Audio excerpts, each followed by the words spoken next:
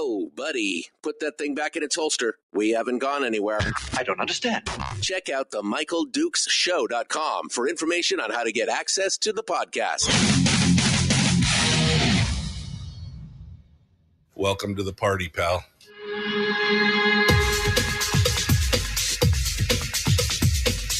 The Michael Dukes Show. The greed and the entitlement is astounding to me. What more could you want from a low-budget radio program? This is a dumpster fire. That was just BS. It is time to get a new perspective. We know just what you need, and we've got just the cure. Open wide and prepare for a steaming hot cup of freedom. I just don't fathom it. The Michael Dukes Show, streaming live across the world. Live around the world on the internet and at the michaeldukeshow.com, where you'll find links to the stream, the audio stream, and the podcast, and links to our social media sites where we simulcast the radio show each and every day. Facebook, YouTube, and Twitch, for those of you who are wondering. And also broadcasting live across the state of Alaska on this, your favorite radio station and or FM translator. Hello, and good morning to you.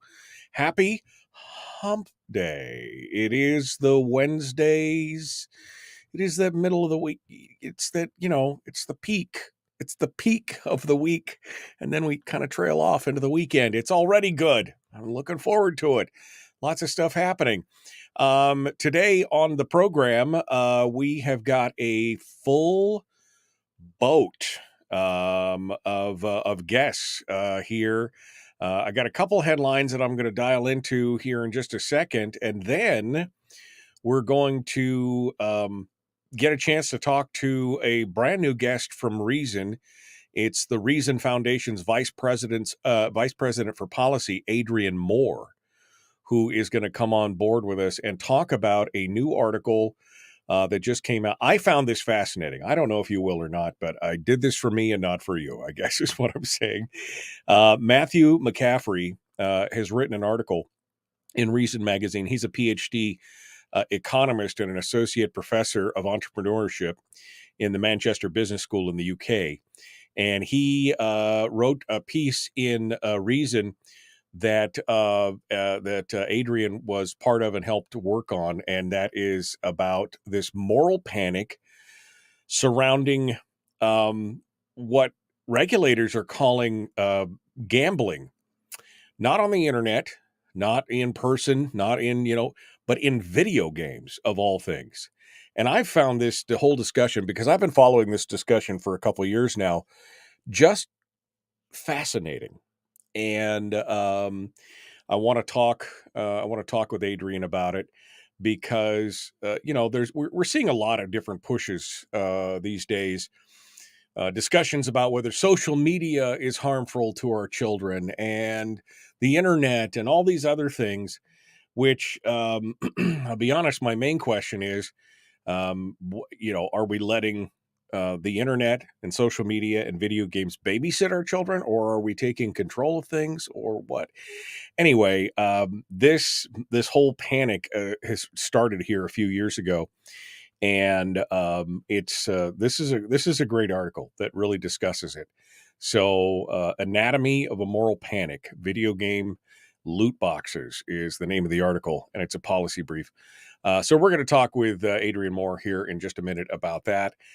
For hour one. Then in hour two, we're going to talk with State Senator Mike Shower. And I don't know how much politics we're going to get into. We may just talk about, we may talk about airplanes. We may talk about, did you see this latest article talking about the aging of the refueling fleet in the military? That's something that I'm sure Mike has some intimate knowledge of. Air Force gas stations in the sky are aging, with replacements hamstrung and a capacity crunch looming. And so we may talk to Mike Shower about that. We'll see. We'll see how it goes. We'll see how how things roll on that. So that's the lineup for today. I would love to hear what you guys have to say on any of the stuff that we're going to talk about. Some of the stories that are going on out there. Did we talk about this? Sometimes I'm reading so much and I'm trying to find information and then sometimes I forget about what I talked about on the air. Like, I know I read this and I had it ready to talk about, but did I actually talk about it? And maybe somebody out there can let me know if we got into this. Did we talk about the mayor's new plan, the mayor of Anchorage's new plan to ship homeless people to other places yesterday? If this is a fascinating topic, it really is, because because I immediately expected there to be a lot of caterwauling and complaining about the fact that how dare we're just pushing our problems off onto other people, which there was a bit of that, but boy, not nearly the amount of pushback that I expected. The biggest contention that I think the mayor threw out there is the fact, and maybe we did talk a little bit about this because I remember saying something about it, the fact that in Alaska, Anchorage basically comprises 40% of the overall population of the state, just in Anchorage alone, the metro area of Anchorage. But it accounts for 65% of the homelessness in Anchorage. And so they have a disproportionate number of people there with a problem. In Fairbanks, I know that there was before I left Fairbanks 10 years ago, there was a mild homeless problem there that I was vaguely aware of. I mean, I knew that there was some, but let's face it, it's much easier to be homeless in some place, that is climatically as far as climate goes, much easier to be homeless in some place like Anchorage versus Fairbanks, where 60 below, hard to be wandering around at 60 below when when you're homeless versus down in Anchorage it might be 10 below. So I could see as to why that would be more attractive, and there's probably more services and things like that. But the mayor's new plan is to basically offer anyone who wants a ticket to either the lower 48 or to some other destination inside of Alaska, if they want to go home, if they want to go, to another community or whatever else. The caveat, which I know one of the original stories talked about, but today's AP story doesn't mention it, is that they would only be giving tickets to people who had some kind of connectivity on the other end of where the ticket landed, meaning they had to have a family member, or there had to be some program that they would be plugged into before they flew out so they could be picked up and taken care of, et cetera, et cetera. But like I said, I expected a huge hue and cry on this point.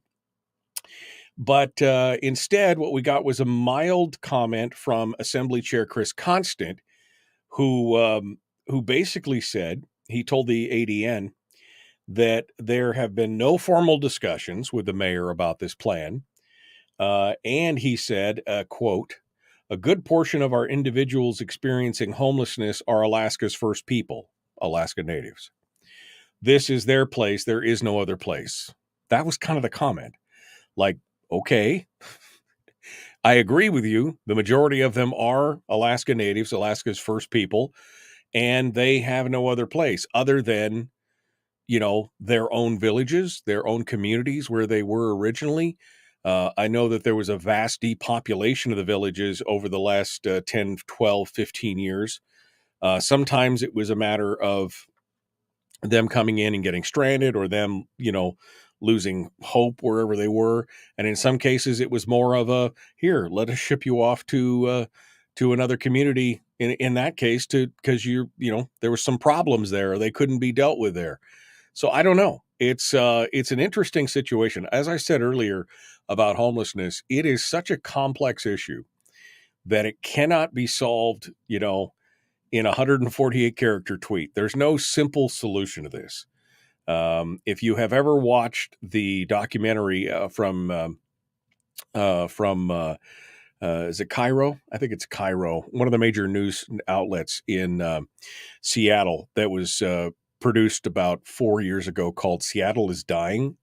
If you've ever watched that, it is it is a very eye-opening look at what homelessness is all about. And then the Reason Foundation actually had a very fascinating analysis that they did in 3 major cities about how each one dealt with homelessness and what kind of successes or failures they were having with that.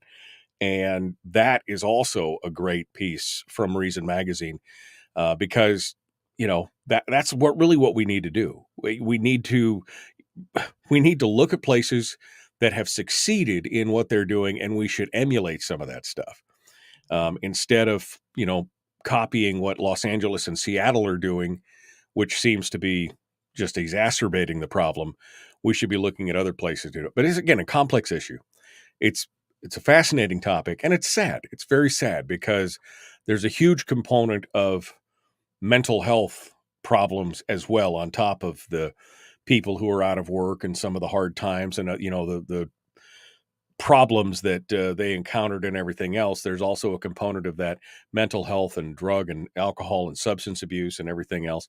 It's sad. It's very sad. I wish there was a magic wand we could wave to fix it. But anyway, so that was one of the big stories. The other one was, I'm going to be so confused moving forward because Bethany Markham, who is the executive director of APF, the Alaska Policy Forum, is now going to be the new state director for AFP, Americans for Prosperity. So APF and AFP, she's got, and I don't know if she's still retaining her executive directorship on the policy forum, but she's now going to be the state director for Americans for Prosperity Alaska, which is, it's a group that focuses on government spending and holding them accountable and doing things. And it has a political action committee that gets involved with campaigns and everything else. Must Read calls it a libertarian-leaning advocacy nonprofit. I mean, is this one of those times where I go, you're not libertarian enough? I don't know. It's, as a libertarian, I have to chuckle anytime the label is thrown out there.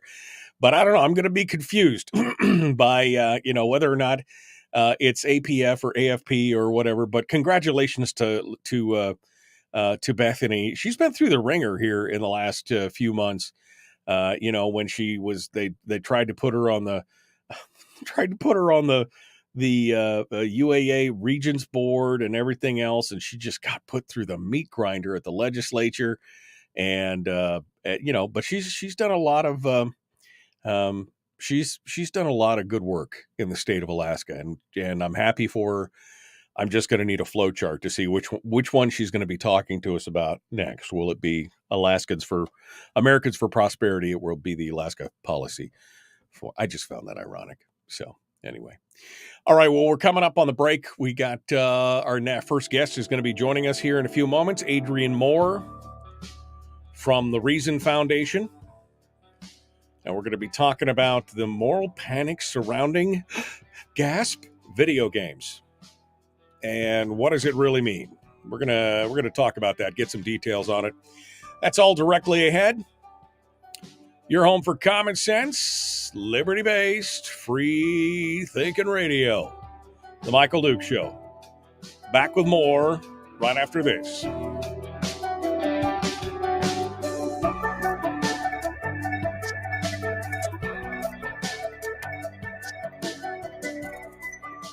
If you missed the show, you can listen to it on your time with Dukes On Demand. Oh, and it's free. Like America used to be. Streaming live every weekday morning on Facebook Live and MichaelDukesShow.com. Okay, in the commercial break right now, I see that Mr. Moore is in the green room, awaiting our attention here. We'll be right there to him in just a hot second to test the audio and everything else. Let me go back real quick on the comments just to make sure that I didn't miss anything important while I was on my mini It wasn't a rant, but it was a dissertation on the local things that were happening and everything else. Good morning, good morning, good morning, good morning. Hello, hello. My dad's in the chat room. Hey, Dad, how you doing? That's how you know you've made it. Your dad watches you in the morning. That's how you know you've made it all good. Good morning. Born at night, but not last night. Blue ticket. And Fairbanks now has squatters taking people's homes, said Lisa and Gary Young. I didn't realize that. Like I said, before I left Fairbanks 10 years ago, there was you kind of vaguely knew it was going on, but it has exploded in the last, 10, 12 years, this problem. Wow. And our resident bomb thrower is throwing bombs. Surprise, surprise. How is this going to affect the homeless, drug, alcoholic industrial complex? I don't know. There is a lot of money being thrown around to discuss this stuff. And you're right. I mean, I think there has to be a solution. I don't know what the solution is. I know, like I said, Reason has done recently, about a month and a half, 2 months ago, they had a whole series where they went and looked at different cities. And it was a fascinating look at what was being done and what was working in one location, but what wasn't working in another. And like I said, this is a complex issue. You're not going to fix this with a soundbite. No, says Brian. I am the most libertarian of all libertarians. Not enough for me, buddy, is what I'm saying right now. All right, enough of the jaw jacking. Let's get over to the studio here and pop in with Adrian Moore, who joined us this morning. Good morning, sir. How are you? I'm doing great, thanks. Good morning. Well, I appreciate you coming on board. Am I libertarian enough for you? I mean, that's what I want to know. I mean, isn't that the worst? I try to adopt I think part of being libertarian is being very, very tolerant. So I try to not get upset at people unless they really are trying to be too controlling. So degrees of libertarianism, I try to be tolerant. I always have to chuckle because it's always like, oh, I see, you're one of those. I'm an Ankena Steppa anarcho-capitalistic voluntarism libertarian. Oh my God. I mean, come on. The alphabet soup is fine. How about just more freedom? Yeah, exactly. Let's go that direction. Yeah, libertarian. What was my favorite bumper sticker is libertarians wanting to take over the world so they can leave you alone, kind of thing. You know what I mean? That's kind of near and dear to my heart. Just less of that and more freedom. Can we just agree on that?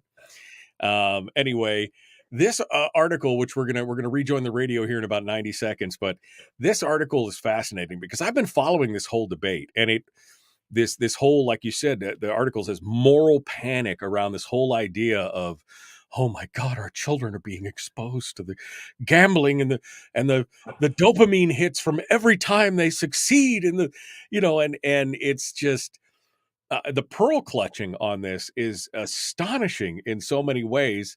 And of course, the government, they never saw a panic that they didn't want to, right, utilize to expand their powers and everything else. But this is a fascinating topic, and I'm glad that you guys have put this together, that Reason's put it out, and that Matthew McCaffrey has put this together. So I look forward to hearing what your thoughts are on this, and we can discuss it. It'll be interesting here. So the ding means we're 30 seconds out. So here we go. We're going to rejoin again.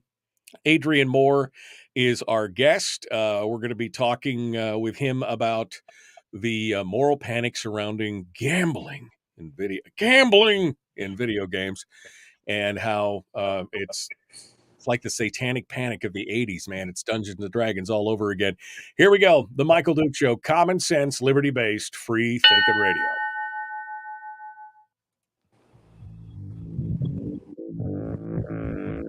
Public enema number one.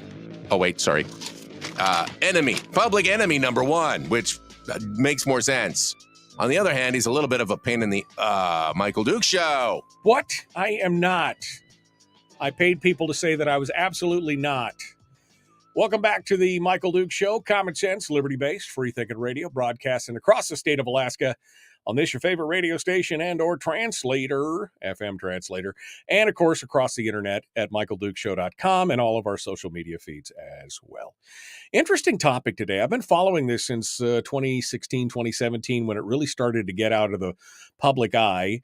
Probably not something many of you have thought about, but there's been this whole pushback about on video games about things like loot boxes and purchases for private skins and all this other different kind of things that you can get. And there really started to be this kind of burgeoning panic about it. And that somehow we were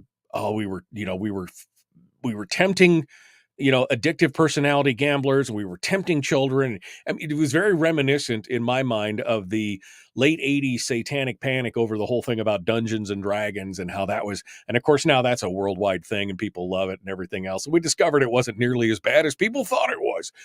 Anyway, Matthew McCaffrey, who is a PhD economist and an associate professor of entrepreneurship at the Manchester Business School, has written an article and about this whole thing, the anatomy of what he calls a moral panic. And Adrian Moore, who is the vice president of policy at the Reason Foundation, also a PhD economist from the University of California. He holds a Master of Economics at the University of California. He helped put this together and reviewed this and kind of worked with Matthew on this. So Adrian Moore has come on board this morning to discuss this article with us and give us some details. And I don't know if you listeners are interested. I find this fascinating because, again, as a 54-year-old Gen Xer who, man, my first video game was Pong. I liked me some Pong, you know what I mean? And it's just continued on to this day. It's one of the things that I enjoy to do. But I've been watching this whole loot box thing and the gambling cycle, and it's, to me, it makes no sense other than it gives government more power. Let's see what Adrian Moore has to say. Good morning, sir. How are you? Good morning. Thanks very much for having me on. Well, yeah, I appreciate the gaming, you can't see, but directly in front of me in the Airbnb I'm staying in right now is the TV with my Xbox hooked up to it because I'm addicted to Halo. I play Halo almost every day. Oh, wow, that's crazy. Yeah. And not to cause some controversy between us, but I am a member of the PC master race. You savage console player. Yeah, no. That's a running joke, folks, between gamers, is whether the PC or the console is superior. Gamers know. Yeah, gamers know for sure. So let's talk a little bit about this article. Give me some backstory here. I mean, they're talking about gambling. They're likening what's going on in video games to some kind of unregulated or unregistered gambling, and it's going to have this huge detrimental effect on the populace, especially since children disproportionately, play video games. Give me the rundown here, Adrian, on what's going on. Yeah, so the basically what this study about that Matt McCaffrey has done, he's done a lot of work on this. He's got a book out called the Invisible Hand in Virtual Economies, and he's then built on that work and done a lot of research on economics of gaming in a lot of ways. And he became very interested in this question as really 2 years ago, we had a bill introduced in Congress to regulate loot boxes, right? And the idea is here, for those of you who aren't gamers, everybody who's a gamer knows exactly what a loot box is. And everybody who isn't has no idea what we're talking about. But it's basically when you're playing a game, you have an opportunity to win these prize boxes in various formats in the game and open them for items that help you in the game. You can also purchase these boxes. Now, because you don't necessarily know exactly what you're going to get, it's a little bit of a gamble, right? So let's say you agree to charge your credit card $5 to buy a loot box, and then you pop it open and you get some bunch of stuff that's good in the game. It's a little bit like a gamble.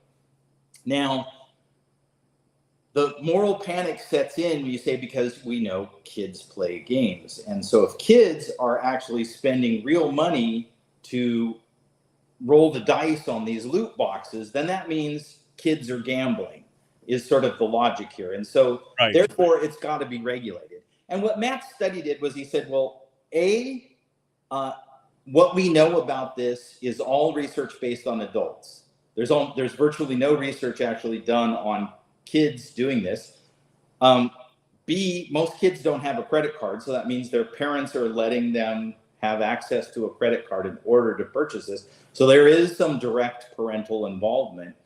And C, it doesn't involve very many gamers. Most gamers don't pay. In fact, there's a whole divide in gaming between people who are willing to pay real world money and people who only want to play free to play games, or you purchase the game up front, but then you don't pay any more money to keep playing it. Right. And so all of this sort of adds up. And what he does is he looks at all the studies that purport to show that kids are maybe being harmed by these loot boxes, and says when you add all of those things up, plus the fact that the studies look at very small numbers and find very little effect, that there's no evidence, no evidence at all that kids are sort of being harmed by this. There's just this, some nannies in Washington can imagine that some kids might be getting harmed, and therefore we need a law, which is kind of the way it goes in Washington these days. We don't wait for markets to fail anymore. Right. Because they don't fail that often. So instead we imagine market failures, and then we regulate to prevent our imagined market failures, just in case. Right. Well, and to break this down a little bit more, because, what's happening is America, in this case, seems to be a little bit more of a monkey see, monkey do proposition, because in Europe, they've gone whole hog on the whole loot box thing in Europe. I mean, they declared it almost like a public health crisis kind of thing, and they really wanted to lock down on it, and they've knuckled down on it. Now, for listeners who are not familiar, if you play a game and you work through, quests, or you do things, you reach certain levels, every time you have an achievement, they'll give you one of these boxes. So you get them for free in the game, and they give you, usually it's things that don't affect the outcome of the game. Usually it's just, things that are cosmetic or things like that, just, kind of flair or swag, whatever you want to call it. But having the opportunity to purchase those is also good. This leads to a whole nother discussion about microtransactions in video games, which is another huge there could be a whole 1 hour segment on that alone, which again, I would find fascinating. My listeners would probably be snoozing because they're like, what's a video game? Kind of thing. I mean, I love them, but most of them don't dabble in this. But what I found interesting about this piece was, again, the numbers that the politicians are going after or utilizing are so low. The research that Matthew did came up and said, we don't know quite how many pay for loot boxes, but surveys find 1.8 to 25% of adolescent gamers and 8 to 11% among adult gamers actually buy loot boxes. So it's overall, 1.8 to 25%. That's a pretty big, margin there, but that's still a pretty small sample. And as you said, most of these kids, they don't have their own credit card. They had to ask mom and dad were okay with it. So there must be some. Now we do hear about the story. What was the story about the kid about 4 years ago?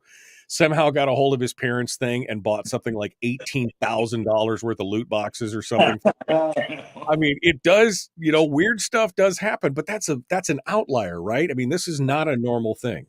Well, and not only that, but there's hundreds of stories of kids getting a hold of the parents' credit cards and, going on a shopping spree. Why this one loot box story is supposed to be a lesson is right. Is amazing. Yeah, it's bought a bunch of stuff in Farmville. It wasn't just loot boxes. They were on some Facebook game and they bought 1 million stars in Dora the Explorer or something, right? Yeah. And it's also not that much like gambling. I want to talk about it. So I apologize for the I saw in the comments. Of course, the fire extinguisher inspectors at my Airbnb showed up right when we started the show, knocked on the door, and had to come in and get that. And I'm glad you broadened the view, because they were also complaining about the blank wall behind you, which again, it's an Airbnb, man. I don't control the Hey, don't feed the trolls, man. Don't feed right, exactly. But one of the things that struck me in this work is that they really stretch this to call it gambling. And like I say, it's a little bit of the roll of the dice, but the difference between, say, what you might think of as the pure kind of thrill gambling, which is, your slot machines, right? You're putting money in, you're spinning. Right. The thrill comes from winning more money than you put in, or the chance of doing so, and the anticipation and excitement of doing that. Skills of games of skill like poker, there's a reason why they're regulated differently, because you have more control of the outcome in poker than you do with a slot machine. But all of those, the loot box, they're likening it more to like the slot machine, where you're just paying $5 and you'll see what you get. But it's not really like that. Generally, there's all different classes of loot boxes. You can buy, let's say you're playing a Dungeons and Dragons type game, which I think people can visualize in their mind. You can get a loot box that gives you weapons. You can get a loot box that gives you armor. You can get a loot box that gives you materials that you need to make things. And so you're choosing categories and you're hoping you get good stuff. So there's a little bit of a roll of the dice, but it's not like pulling a slot machine wheel. It's not even that kind of gambling. So they start from a false premise. Then, like you say, all the surveys and research show that only a small percentage of gamers do this. And then, the fact that the parents are involved in all of these things, it's really, really, really a stretch to say somehow these games are tricking kids into socially and psychologically harmful behaviors that are going to scar them for life if we don't step in and regulate these loot boxes. And what is essentially a leisure activity. That's what kills me. Right.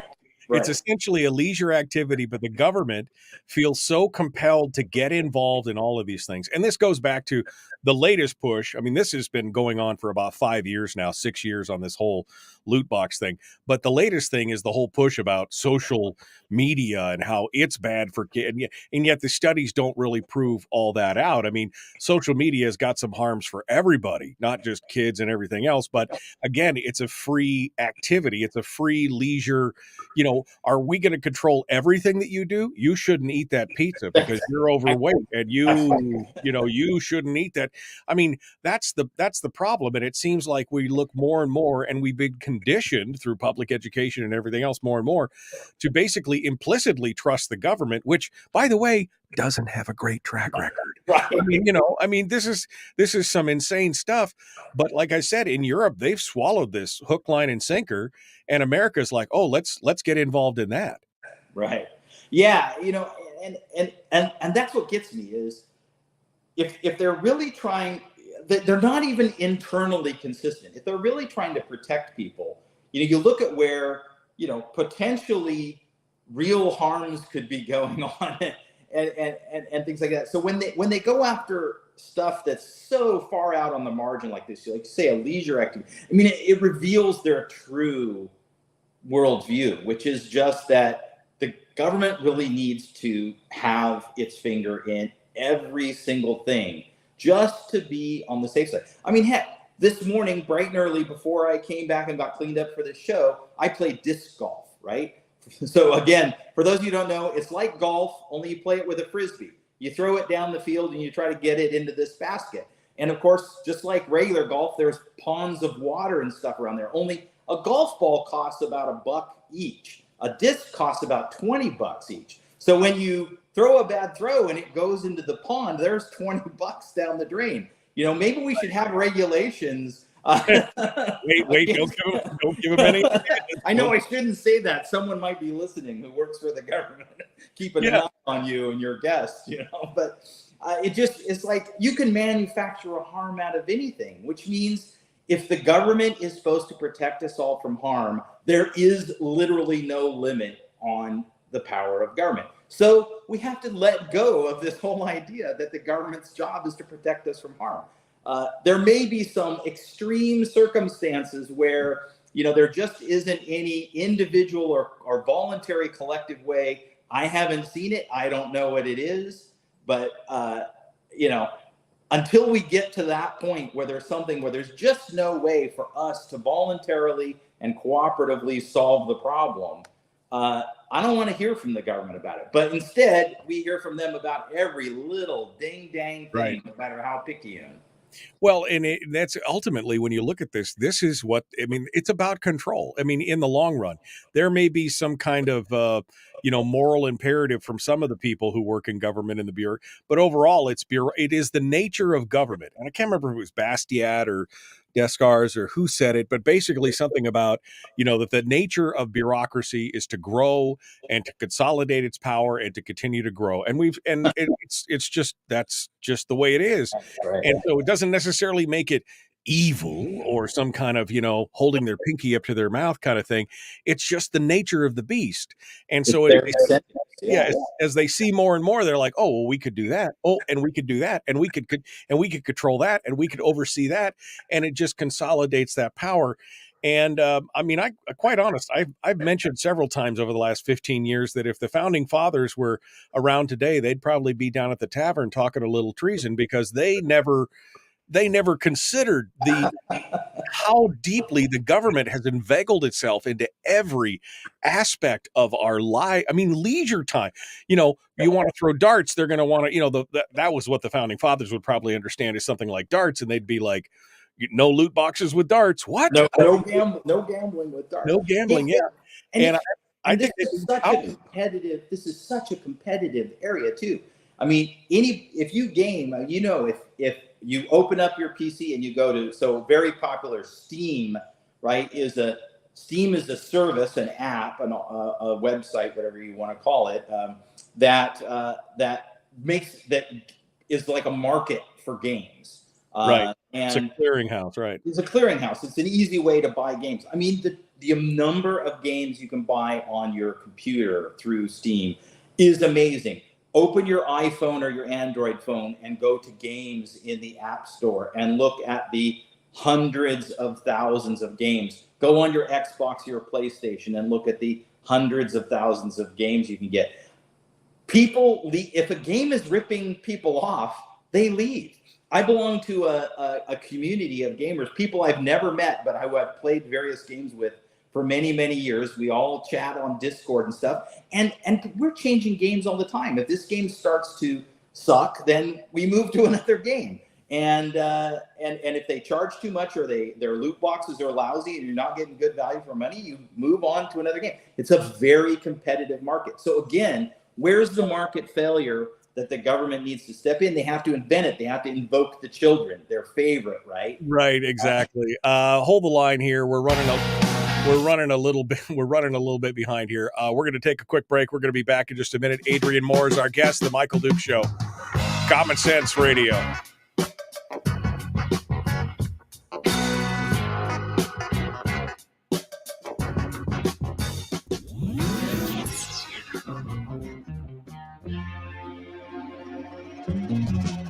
Running on 100% pure beard power. Oh, also some coffee.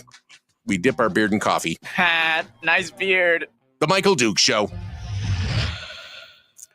Okay, so first of all, I got to say to Adrian, Halo, that's so 2000, bro. Dude, I've never quit playing it. You said you played Pong. That's like that's the 80s, man. Oh, that's like the late 70s, man. That's like, I remember when my dad. You're right. I played it in high school in 76. So yeah, my dad was he was a manufacturer's rep and he dealt with electronics. And so I remember when that first thing came in and it was literally the big paddle with a knob on it. And we were playing Pong and then it was ColecoVision and Atari and just all these different things. I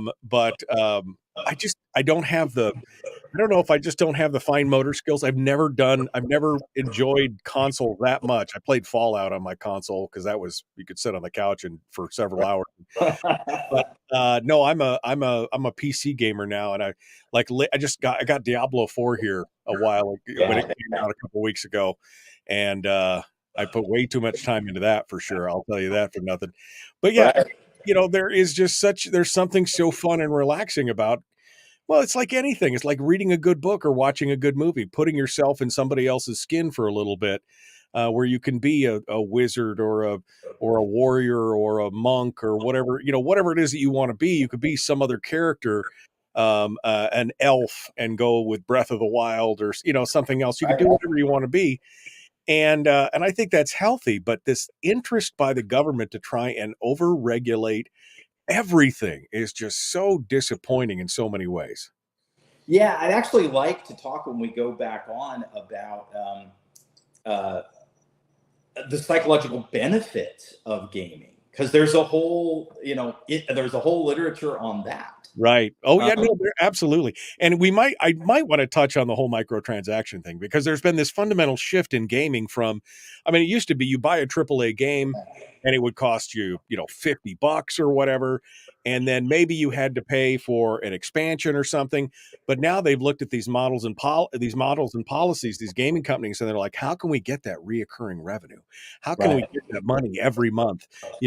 It's like Blizzard and World of Warcraft. I have subscribed to World of Warcraft for,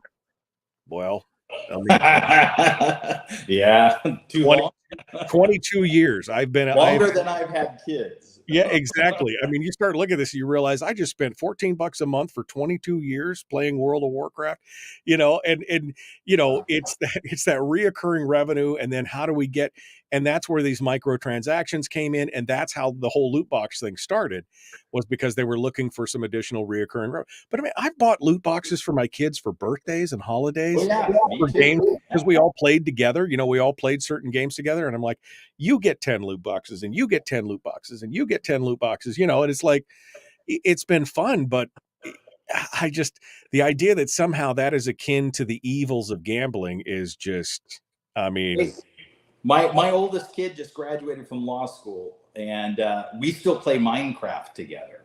We're playing this weekend, in fact. Oh, that's great. That's great. I know my kids and I now, I think the one thing we play a lot, we play Overwatch a lot. And that's where I bought all the loot boxes was, here you get to, and that was just 4 or 5 years ago when I bought them all, things. But the fact that the government feels so compelled to get involved, and I know a lot of it is do-goodery, right? It's that kind of nanny, like you said, the nanny state thing. But some of it is just, I think, the want to control. There's that kind of narcissistic, sociopathic tendency in some of these officials. That's kind of who they have to be to want to be where they're at anyway, to want to control other people and other things. So it's a fascinating topic. All right. Let's see. Where are we at right now? Whoops, getting a little feedback there. Where are we at right now? We are about a minute out. We're running just a bit behind here. I'm going to modify your settings just a sec, just to make sure that we can get the echo cancellation out and do that. All right. Hopefully that does it. Okay. What else? What else are you playing besides Halo and Minecraft? You've said that. What else are you playing? So many. So I'm talking to you on my iPad. I play a lot of games on my iPad. Oh, really? So there's a bunch of iOS games that I play where I'm in guilds, and we do lots of cooperative events. I do a space warfare one. Oh man, I can't wait. Another one that's kind of swords and sorcery. So have you played Star Citizen? I have. Oh not, man, not hooked on it, but I'm into that deep, baby. So deep. It's my libertarian space cowboy fantasy is what it is. All right, we're going to jump back into it. Here we go. The Michael Duke Show, Common Sense Radio.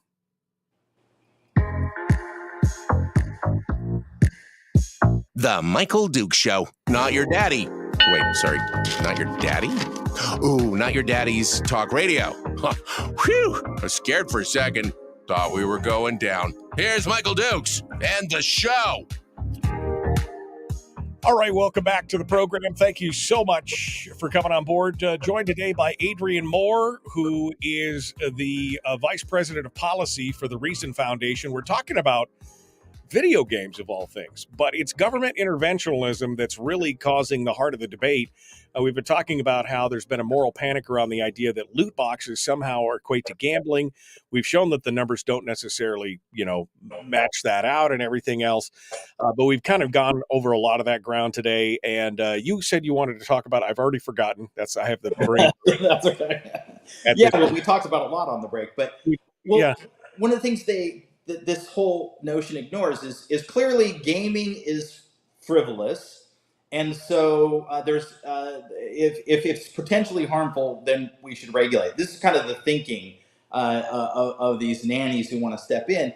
And interestingly, there's like all this research showing the benefits of gaming. I mean, we think of it at its core, it's a leisure activity, right? It's entertainment. It's like you pay $15 to get into the movie theater and however much more you pay for snacks and you get to watch a 2-hour movie. That's just $25 to get entertained for 2 hours. Very straightforward. And so on, to watch sports, whatever it may be. We pay for all kinds of entertaining leisure activities. And no one sort of thinks twice about it. Well, gaming is also that. Gaming is a fun way to kill time and spend time. I like social gaming. I like gaming where I'm playing with other players and doing it cooperatively. Part of the reason I play Halo is the guy I went to high school with. Now I'm in my 60s and we still play Halo together. And we've known each other, and we live in different parts of the country, and that's how we hang out together now. Absolutely. Right?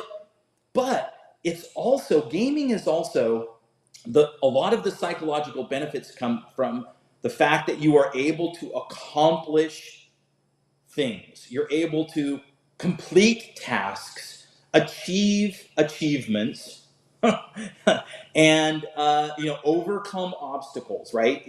A lot of people have jobs or they're in public school and they get very little of that feeling of achievement and accomplishment and making progress in their life from their day-to-day life.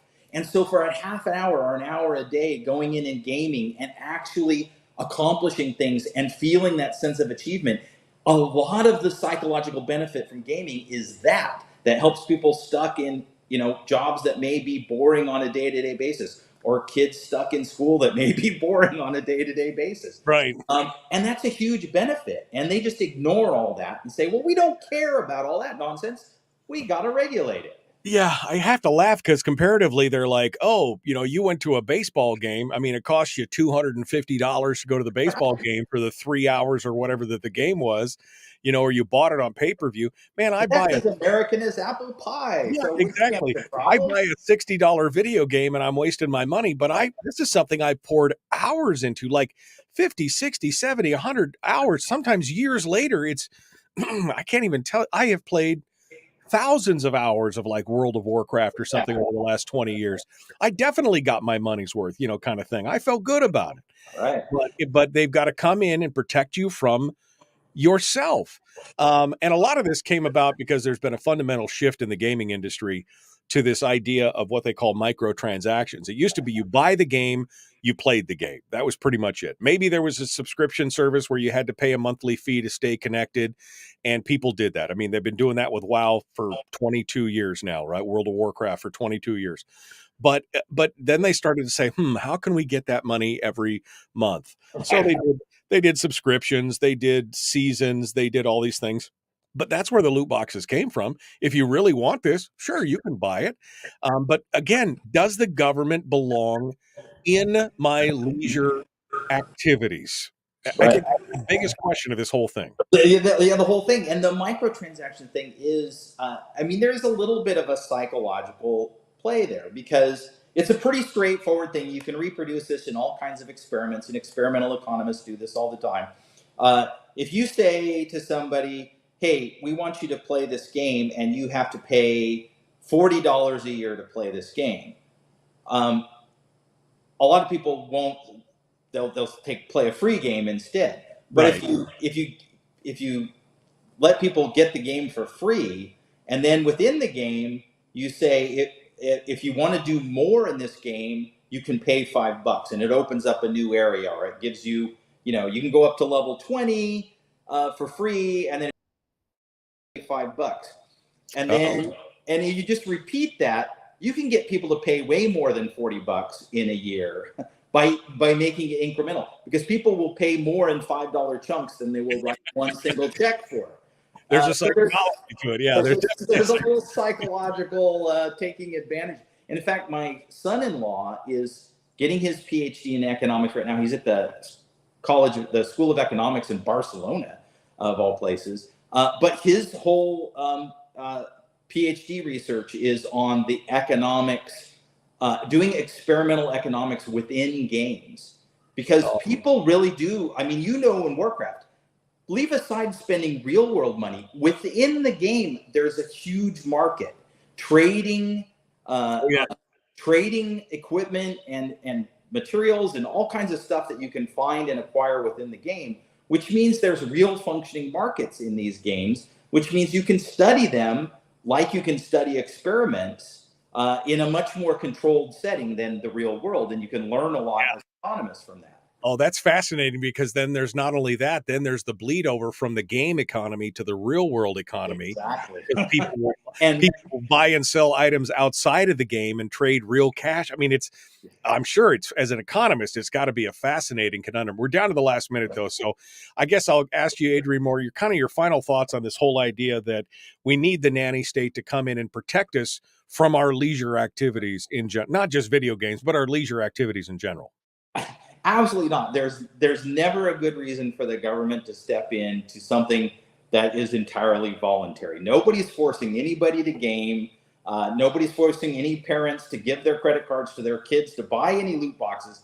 There is multiple levels of choice and multiple opportunities for people to exercise their own methods of control and managing problems. There's literally nothing for the government to fix here, which probably won't stop them, but it certainly is something we should be fighting hard over. I agree. I mean, it's our decision to make. It's our mistakes to make if we want to. But again, Exactly. I look at it as far as the leisure time. I mean, the video game community especially, they're spending a fraction of the money that many of these super sports fans and everything else are spending. They're getting hundreds of more hours as far as a return on investment.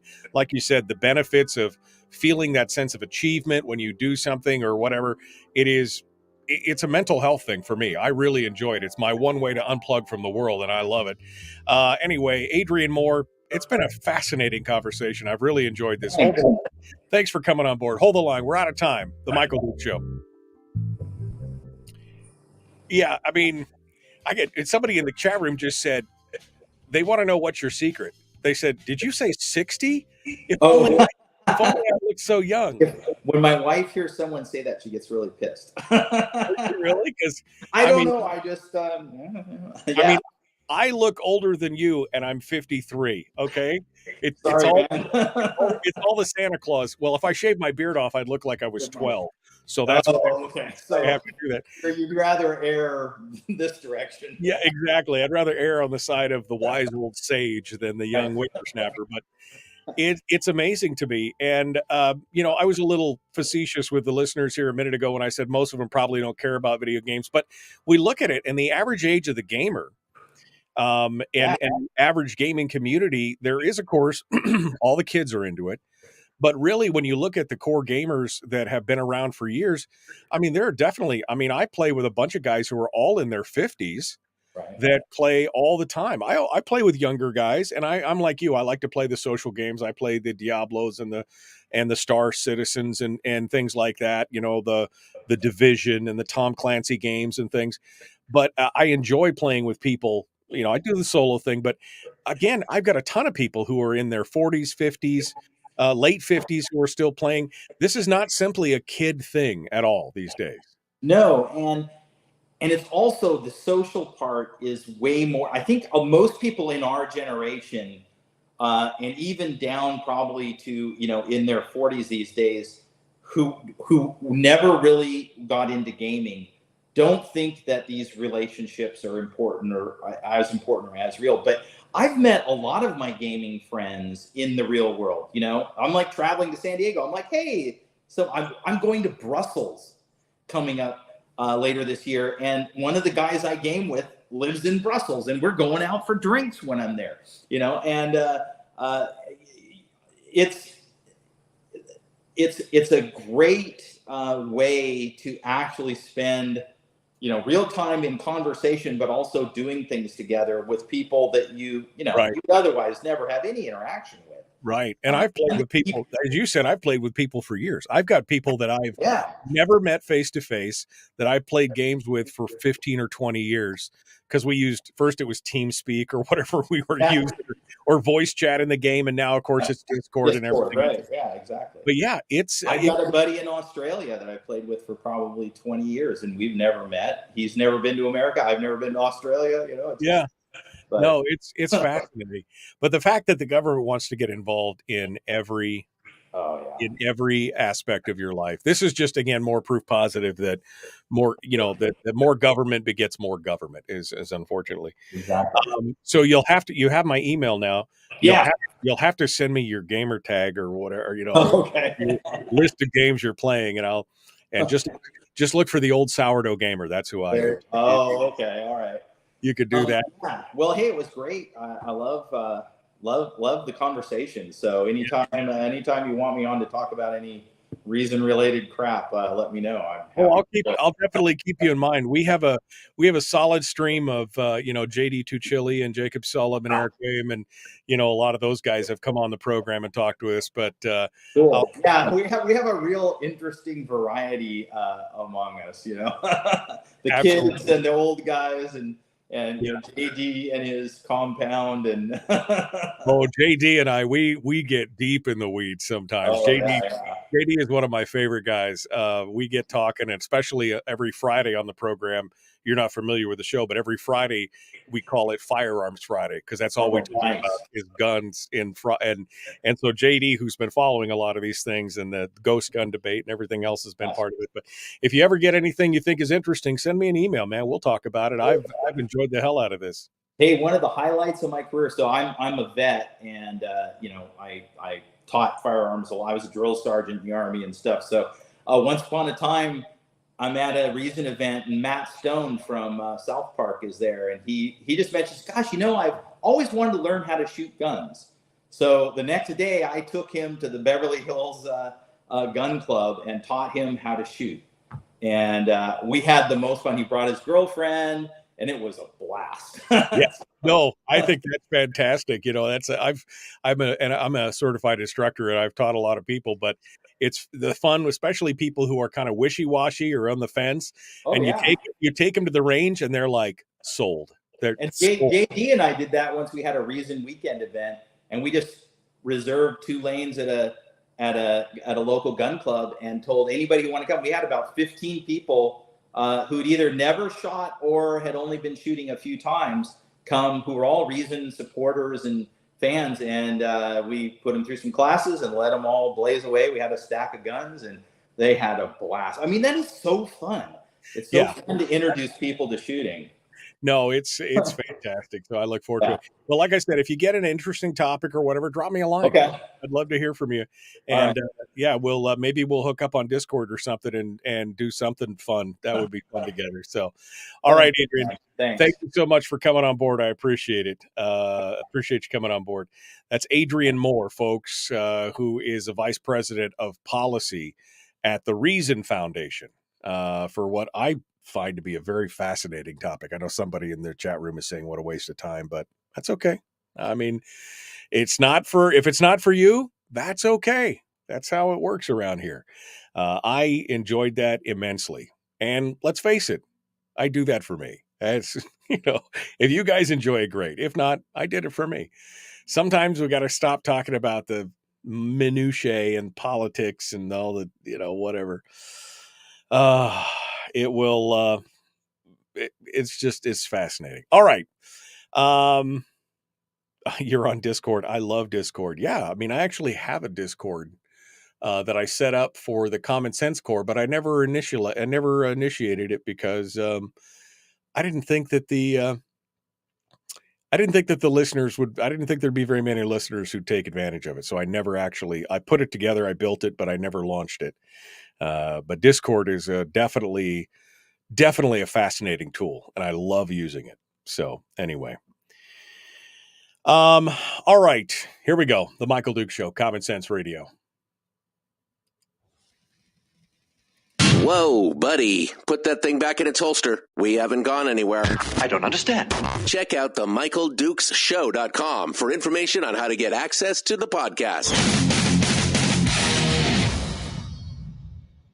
Welcome to the party, pal.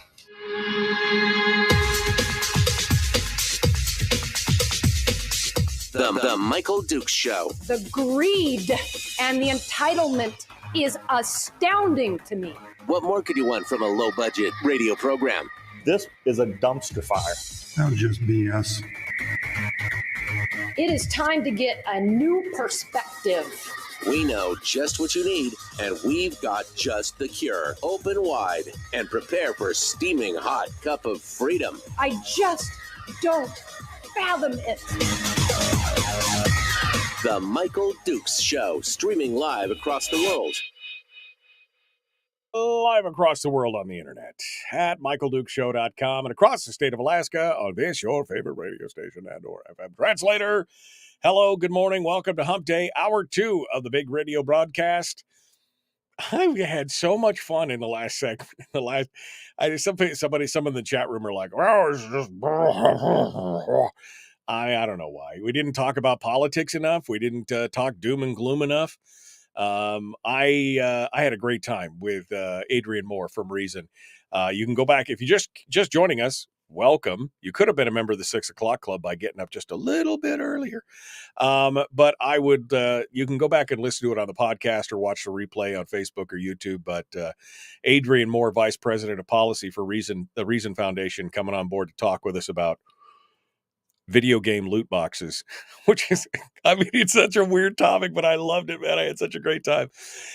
Anyway, looking forward to the rest of the show today. And joining us to discuss all things, whatever. It's not, I don't know if we're even going to get into politics today. We may just talk about whatever. Joining me today is State Senator Mike Shower, who comes on for what we colloquially like to call the shower hour of power. It's not alliteration, it's poetry, says Donna. So we can't call it alliteration. It's just poetry. Shower hour of power. Mike Shower, State Senator, District O. Good morning, my friend. How are you? Well, good morning, Mr. Dukes. How are you? You know, I'm doing just fine today. Like I said, today was a little bit lighthearted. I mean, that's a fascinating topic for me, and I'm going to do that more often, just things that interest me. And I hope it interests the listeners, but if not, there's a knob on that thing that can turn it off. That's how it works. I bet they will be more interested than they think they are. If they especially when you can tie it back. I mean, people might be like, well, video games, I don't play video games. Well, but we play video games and then we talk about how the government's getting involved in it and trying to interfere in something that's just a leisure activity. Maybe you should be concerned about that. I'm just saying, there is some interesting tiebacks to it, but at the same time, I can have a fun time with all the other stuff. Are you a gamer? Do you game at all? I used to play video games a lot.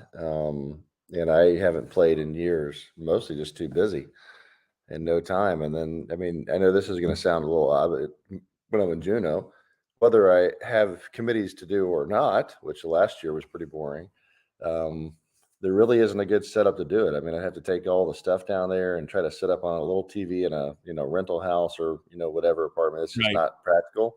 So you kind of take that 4 months out, you kind of lose interest. And I've really just been too busy. I haven't had that much time to play it like I used to when I was a little bit younger. And I used to just love like the flying games, right? I mean, go figure. Sure. Right? That's kind of sure. I mean, yeah, exactly. Big surprise there.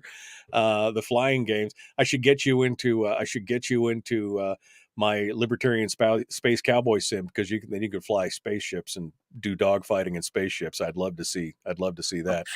Love to do that. There's the new ones they got. So you're talking gaming, right? So any topic is, maybe Yeah, fun stuff and not just yeah. politics. But so they have a new sim right now that, and I may play this a little bit more. Like I said, it's been a long time, but I kind of missed the flying part, right? As far as the mission.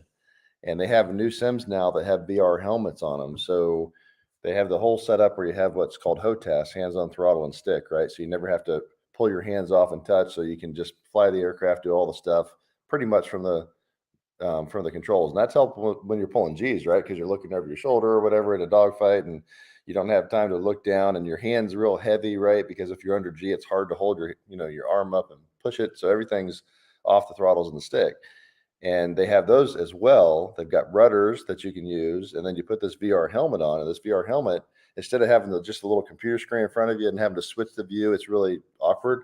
You can look around, and it's virtual, so it's like you're flying a real aircraft in one sense. You don't pull the G's, you don't have all of that, the physical sensations, but I've seen what it looks like, and when you're looking around, you're like, so like merge with somebody in a dogfight, and you can look around, and there he is. It's like, ooh, I got to try that. I might get hooked again, because if I get into that where I can put a helmet on and look around and go back dogfighting again, I'm like, ooh, that's going to be a time sink. I'm going to have to limit myself on that one, because I probably would. You can't see it on camera, but there's actually a HOTAS setup attached to my desk here. There's sticks on both sides of my desk here for my space sim, because that's what I love to do. That's one of the fun things to do for sure. It's definitely interesting. All right, Mike. Well, let's get I guess we can get some of the political stuff out of the way, but I do want to talk to you. I saw this article in the paper today, and I'd like to get your insight on it. The article is the Air Force gas stations in the sky are aging, with replacements hamstrung and a capacity crunch looming, talking about how the aerial refueling tankers are all aging out and things like that. I want to talk about that as well, just from your perspective and where that goes. But what's been going on, Mike? What's happening? I mean, I know you're in the interim, you're in the hiatus period. But what's happening for Senator Shower and the world here in the world of state legislative stuff? Not much. Quite frankly, I mean, really, from a day-to-day perspective, right now, Mike, most of it is, a constituent either calls the office or sends an email and says, "Hey, I'm not getting my senior benefits, or my disability, was denied. Can you help?" Um, Probably one of the highest things we got, which was a surprise to me years ago. I didn't realize how much of this there was. A lot of land issues, right? People are having problems with the borough or the state, with right of ways, or property they bought, and trying to fix things, or road maintenance. That's really what it is. A lot of it. This is just like normal day to day stuff that happens all year long, but that's usually what we see a lot of in their interim. I think you see a lot in the summertime, because that's when the interim starts in May, because that's when people are out, right? They're outside, the weather's better, they're doing a lot of stuff, they're going to their cabins or whatever it is. It seems to spike in the summertime. We don't get as much of it in the wintertime. So that's one small thing, but I mean, it's important to people, right? It's a big deal, because they can pick up the phone and we can call, from, a Senate office and say, "Hey guys, can you help?" And usually we get pretty good help. So that's one part of it. It's not much. There's a few, like I said, I have like 19 or 20 community councils. That's not including city councils and assembly, meetings, that kind of stuff. So we try to hit as many of those every month as we can. A lot of them fall the same week. So it's like, yeah, okay, pick, we're going to do, like these two or three, and that's about all you can hit. But just trying to stay in the community so we can say, "Hey guys, what's going on?" It's good to have a staffer again back on staff that's in district, so we split the duties, so we're able to see a little bit more. I mean, I'm talking about stuff you go, yeah, whatever, boring, and it's true, but it is important, because it gives us a chance to kind of get back on the, "Hey guys, what's going on? What's important to you? Look at the roads." That's always one. Drive the roads. They go, "Have you seen these roads?" I'm like, "Yeah, actually, I have." I had to call the Region 2 director about a month ago, because driving Seward Meridian up here, the north half of it, I don't know if you have recently, Mike, but oh my goodness, and I know it's other places are bad too, but it was like the pothole 500. You're literally weaving down it, back and forth, that little 2-lane, and it's gonna, there's a plan. It's gonna be turned into a 3-lane. It's coming. All that's, it's in the queue. But I'm like, "Hey, dude, can you send your guys here and repair this? Just put the patches down, please, because literally, people are busting tires and stuff." Anyway, so just that kind of, Maintenance stuff right? that's going on. Yeah, it's kind of the day-to-day maintenance stuff of being a legislator versus the deep stuff. But we know that's coming, right? I mean, we're still seeing the weeping and wailing and gnashing of teeth, the caterwauling about the vetoes, all the other kind of stuff that's going on. I mean, they're already got their backers in the media talking about a lot of these things, and we could see it. We could see kind of the fight that's going to be brewing for this next session. It's already in process. Yeah, well, Mike, this is what they do. There's nothing new under the sun here, so whatever. Um, you're seeing most of a lot of the same people, and of the new people that are in, they're acting like the old people. Many of them are, That's so. true. That's Uh, true. and you get now we've got, I mean, the rhetoric. What is interesting, I will say this, they talk about, oh, how Shelley Hughes and I, we're just terrible people, right? Which, this is the projection part. I forgot my welcome, by the way, to all of the staffers that have to pay attention to this. So anything I say can and will be used against me in the court of the caucus opinion. Good morning and welcome. But they say that we're the bad ones, right, in talking about it, but they haven't talked about the stuff that these people have been saying over the last year. Like, for example, we're terrorists if you want to get involved in your children's Oh, you're education. not just Right? that. You're So cross-burning cross KKK members. burning, You hear that? the kind of rhetoric that is coming out right now is something I haven't seen, coming up on year 7 of doing this. I mean, we've talked certainly about the PFD and people's anger and, breaking the law and not following the law and all kinds of things like that. But, haven't really crossed into where people are actually using that kind of language and rhetoric. And now we're starting to see that.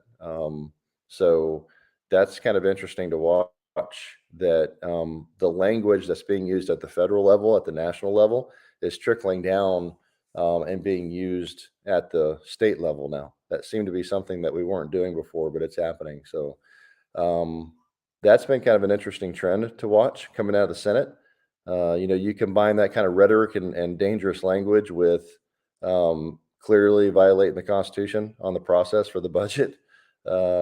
It's a little bit disturbing, and I'm kind of watching that. So I'm really, Mike, honestly, I'm focused on next year, next November. I mean, there's nothing that we're going to be able to do, the three of us in a minority, kind of shoved off to the side. That's politics. That's power over principle. But what can you do about it, really? I mean, we're kind of stuck right now, spinning our wheels. So rather than waste my time worrying about it, uh, from a Senate perspective, that I can't do anything, I'm just working with the House and the governor best I can, and that's about what I have. So you have a state that is in an interesting place. Oh yeah. We had a good chance on the Constitutional Convention, in my opinion, to make a difference. And we were outspent about 100-1 by lower 48 money, right? Big unions, special interest, that kind of stuff. Nonprofits spent a ton of money. What is fascinating, since we went right into politics, though, that you are seeing is a lot of pushback from middle America, right? Flyover country. Oh yeah. People on the right side of the political spectrum are starting to form groups like this Moms for Liberty, and other ones are really starting to push back. They're starting to finally go, oh, Disney, you're going to push this kind of garbage on me and my kids. Well, we're not going to go see your place anymore.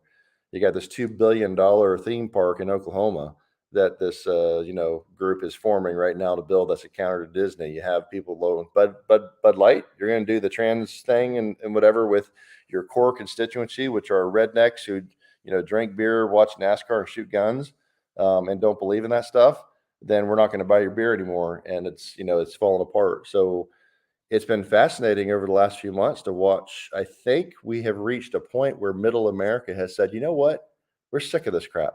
We're going to go join a school board. We're going to push back. We're going to stop using our money and giving it to these freaking places that are they're pushing this garbage. We're going to form national groups that's pushing 130 or 50,000 members, whatever it is now, and growing fast to fight back. So, Mike, maybe there's some positive news on the horizon, that average America is just tired of getting kicked around.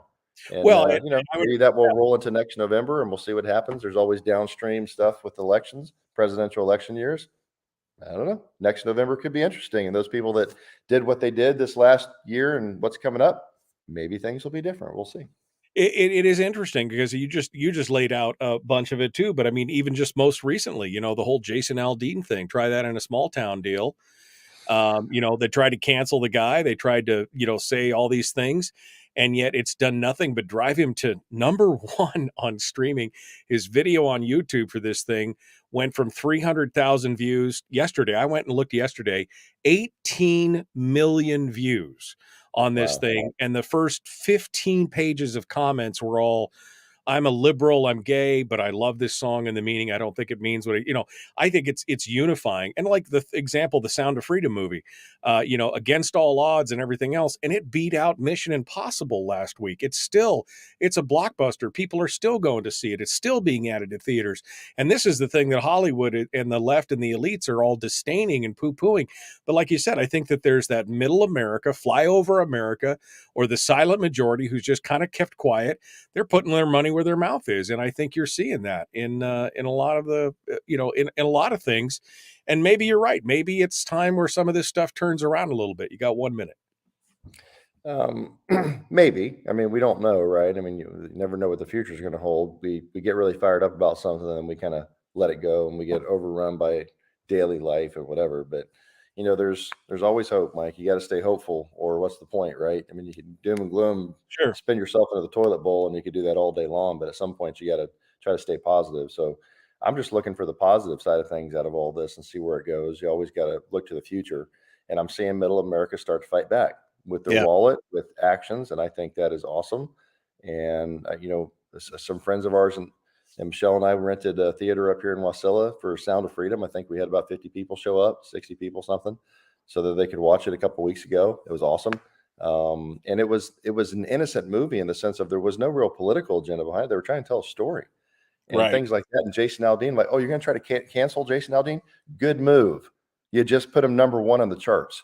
That's stupid if you're on the other side of the aisle to highlight these things. But hey, I'll take that kind of stupidity all day long. Bring it. Yeah, so they can't help themselves. They can't help themselves. That's the problem. They can't help themselves.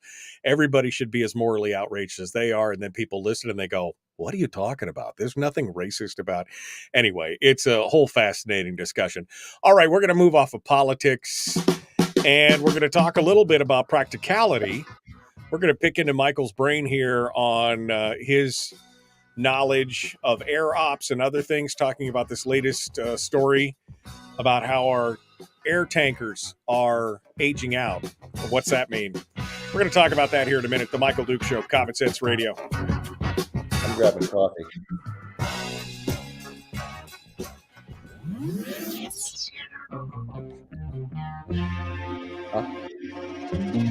Listened to by more staffers in Juneau than any other show, because their bosses told them to.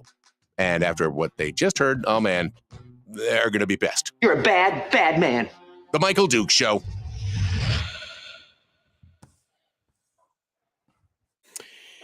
Okay. Hey there. Yeah, I had to, dude. I was morbidly curious last night. I was sitting in my computer working on something, and anyway, something come up, and I realized the Jason Aldean thing. I actually hadn't listened to the song. I'd read the lyrics and everything else, but so I went out to the YouTube channel, and the day before I had announced that it had gone from 300,000 to 16 million. In just 2 days, it had gone to 18 million.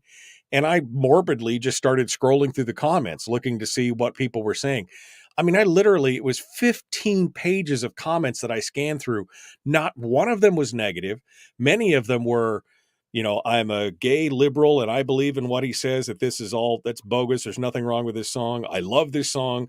I'm a black Democrat from the inner city. I believe in this song. I mean, it was just like this post after post after post. And I'm like, okay, so who's outraged about this?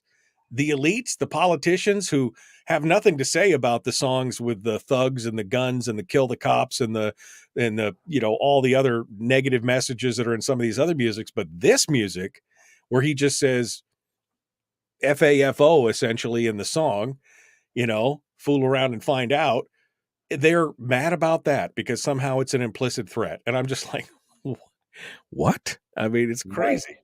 It's called cancel culture.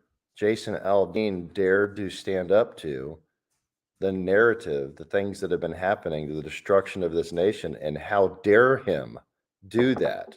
That's not the approved narrative, Mike.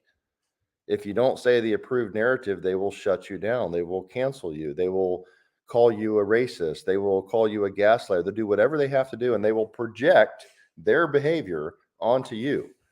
So Jason Aldean, who didn't say anything racist, nor did he mean anything by it, I believe what he said with it, it means people across this country, like we just said a few minutes ago, are sick and tired of what's happening. And frankly, let's get real honest here, Mike. You think most people in the cities are fine with what's happening? They're not fine with it either. The people where these neighborhoods were burned down, where Antifa and BLM and stuff were causing all kinds of chaos and damage and people getting hurt, and in a lot of cases, people getting killed. They're just as sick of it too. That's why I said middle America, Mike, is not just white suburbia. Middle America is Black, Asian, Latino, white. That's most of us is middle and then poor America. And it's fascinating to watch people fight back. And when you say you look at the comment, it says I'm a Black Democrat or I'm a gay or lesbian. They're just like us, same problems, same issues, right? They're tired of crime. They're tired of all the garbage going on too. I think most of them still love this country, at least on the theoretical side of it, right? It ain't perfect, but I always ask one question, Mike, when we have these debates, young kids, we see a lot of Mikey's friends come through, and I always ask one question. And it's the only question that really needs to be asked. I said, on the planet, where are people going? If America is this terrible place that so many of the elites and the media establishment and the singers and the rest of them say it is, if it's so terrible, why is it that this is the only country primarily where people are trying to get to? Right. They're not leaving America for Mexico or Canada or Europe or anywhere else. They're desperate to get here. People because are they know they have freedom. They know they have opportunity, period. Yeah. Well, that's why I said they're dying to get in. We're the only place It's in the the world. only question you have to ask. Where are people going on this planet? And they're trying to come here. That's all you need to know, Mike. That's the base question. Ask it. And if people answer it honestly, they'll go, well, yeah, they're coming here. Why are they coming here? If it's so bad, according to the narrative, why are they trying to come here? Because they have opportunity. They have freedom. Yeah. They have a chance. We have general law and order, generally, right? Where you're not going to be put into the gulag in Russia or in China or North Korea or Venezuela. You have a court system generally, right? Ha ha, I laughed about that one up here. So that's the question, Mike. Ask the question. Where are they going, folks? They're coming here. I know that's the ding. People are still dying to cross this border. It's happening every day. And so that's got to say something in and of itself right there for sure. Mike Shower is our guest. And we're going to change the topic just a little bit here. We're going to talk about his personal experiences and get some thoughts from him on what's happening with our armed forces and things like that, kind of on the national level from his perspective. The Michael Duke Show.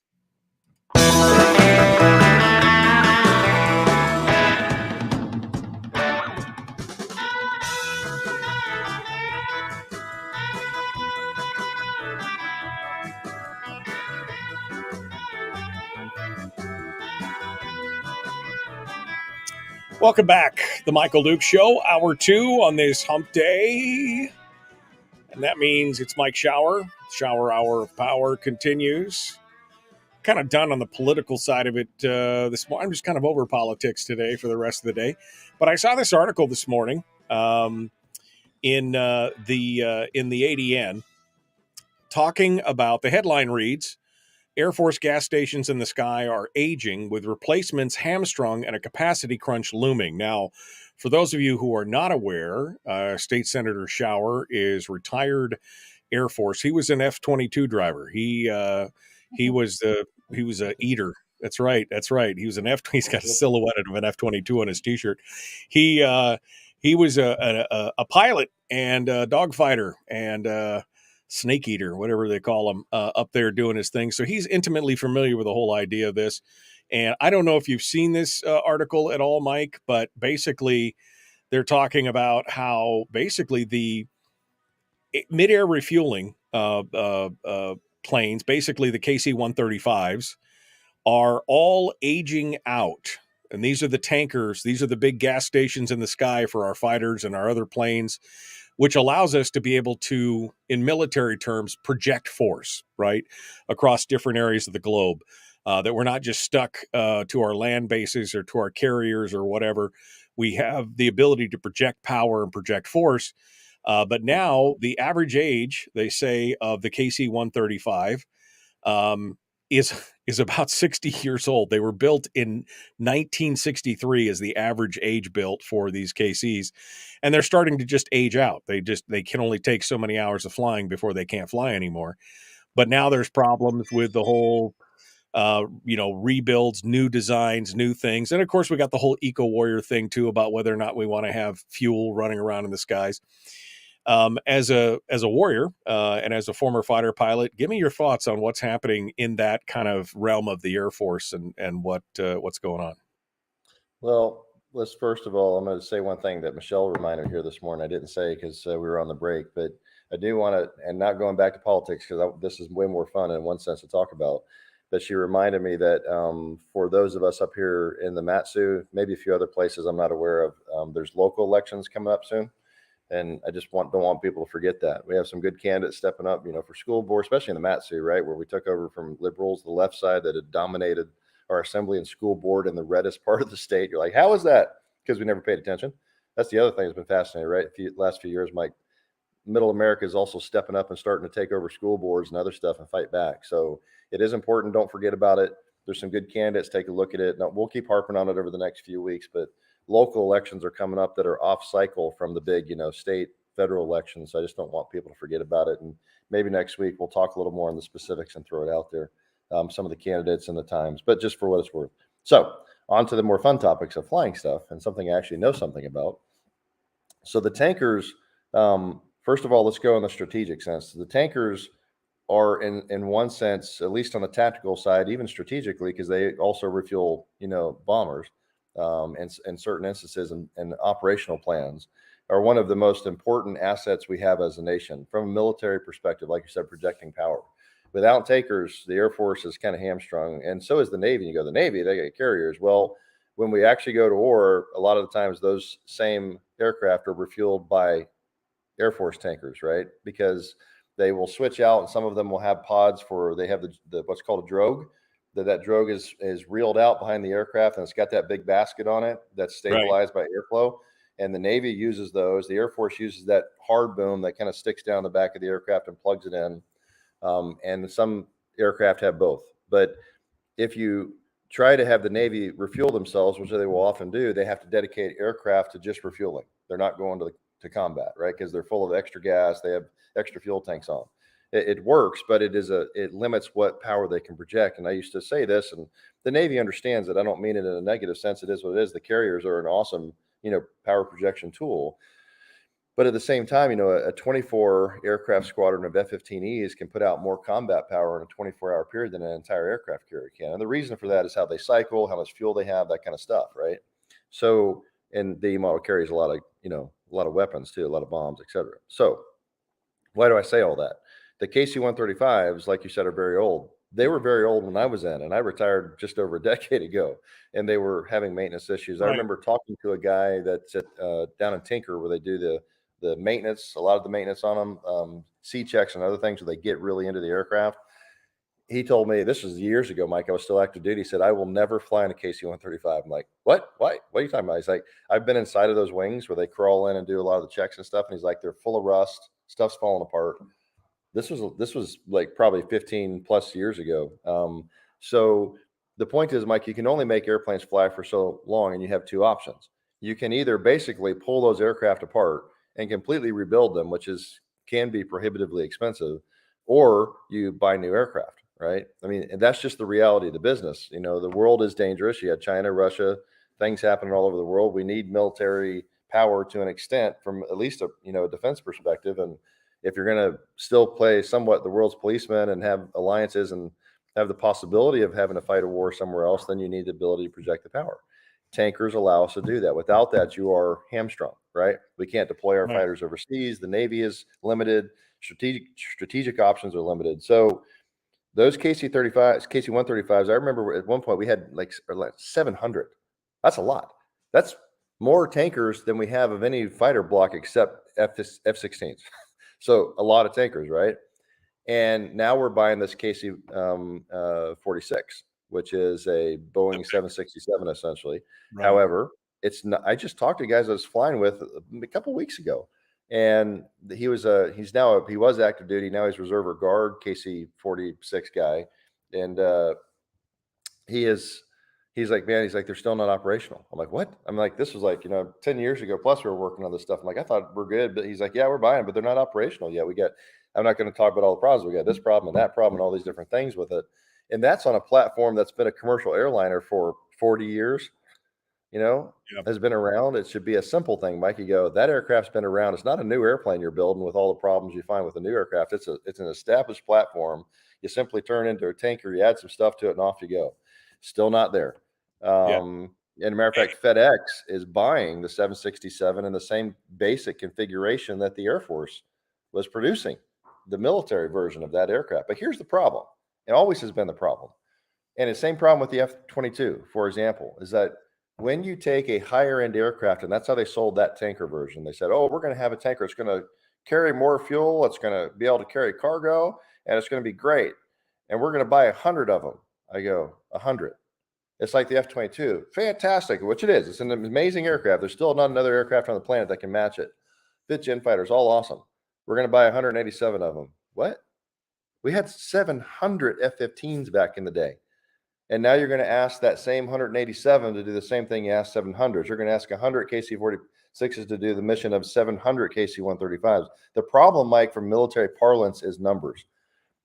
I think it was Stalin that said it. I may be misquoting, but it's in a quantity has a quality all its own. You have to have numbers, because if you don't, what happens is you still only have so many pilots. You can only get so many airplanes in the air at once. They can only carry so much weaponry, so much fuel. The pilots get tired, have to come back and switch out. So if you don't have enough tankers to replace what you have, you start shrinking your strategic and tactical ability to do the mission. So when we buy 100 new tankers, that's awesome. If we were going to buy 500 other new tankers, that would be more awesome. And it would also be required. If you got rid of the KC-135s, Mike, all of them, or they fall apart, they just shut them down, and all you got left are those new tankers, we're in big, big trouble, brother, because we do not have the assets to do the mission. We don't. That's the problem. Like you just said, I mean, you had 700 tankers in. Well, right now there's only 400. So it's almost half, 400 operational KC-135s. And while Boeing got the contract for the new KC-46 Pegasus, and it's all great, except for the fact that, as you said, it's not operational. It's got delays. It's got problems. It just recently was up until recently was barred from flying combat missions, and they said it won't hit the full rate production run until late next year. And it's $1 billion over budget. So while, I mean, they're obviously working the problem, this is this should have been done. Like, as you said, this airframe is already 35 or 40 years old. Why is there such a challenge with this if it was supposed to be a turnkey deal? Yeah, the couple of guys I was flying with, like I said, that were tanker pilots, were telling me about it. And they actually said, we probably should have bought the 45 version, which was Airbus, and Airbus 330, I think, was the platform. And they said it was going to, anyways, everybody always says, yeah, I remember that about the F-22. We should have bought the F-23, okay, fine. You make the best of what you got. And it's not that they're terrible. But it's not as much to me about the KC-46. They will work the problems out, right? Because we're the government. We'll just throw more money at it. I think we do that. Oh, Alaska does that. So we could say it's a government program. It's only going to cost $1 billion and take 5 years. Okay, so copy. It's going to take $2 billion in 10 years. Noted. That's how we work, right? Once you get locked into the contract, Mike, contractors know it. Once you're locked in, you're stuck. It's like we're down this path of the KC-46. Boeing's got you by the fish on, because what are you going to do? You're not going to stop midstream after spending 10 or 20 or $100 billion on the program, and you got the aircraft. You're going to just keep throwing money at it. We did that in the F-22 and the C-17 and every other program we're at, right? They know how the game is played. They're not stupid. So we're kind of stuck with that. But I go back to the real problem. The real problem is that we're not buying enough of them. That's the issue. And it's not that you necessarily needed to have a 1-for-1 replacement, but brother, I got news for you. If we got rid of all the KC-135s, like I said, or they were grounded, and all you have are those KC-46s, we're in big, big trouble because you cannot do the mission with it. There's not enough. There isn't. So, I don't know, Mike. This is a problem that where we're headed. The modern militaries are expensive. The equipment has gotten more expensive. We can't buy, 5,000 F-16s. You're down to 187 F-22s. You're down to X-Buy of this. I remember the C-17 was the same thing. We needed more of them. We ended up with, I don't know, a couple hundred, maybe 200 or something. I don't remember the exact number. Not enough for what we do on the mission. So that quantity is an important aspect of where this goes. We're buying a fair amount of F-35s, but those were supposed to be a cheaper airplane. They're going to be almost as expensive as the F-22 was, and it's not nearly as capable. It's not a bad airplane. It's just not an F-22. And that's it. That's what we have until we do this 6th-gen fighter when it comes along. So it is frustrating to see it, Mike. It is a problem. It's always probably going to be a problem. Military contractors promise the moon, can't deliver the moon, and then ask you for a lot more money for that same moon than what they promised. But that's what you got to kind of assume that's going to happen. So wait, you're saying that there's a military industrial complex? What? I don't know what you're talking about, Mike. I want to live. Mike Showers, our guest. Common Sense Radio. Up next, free for all. We're just going to talk about whatever. Back with more. Common Sense, liberty-based, free thinking radio.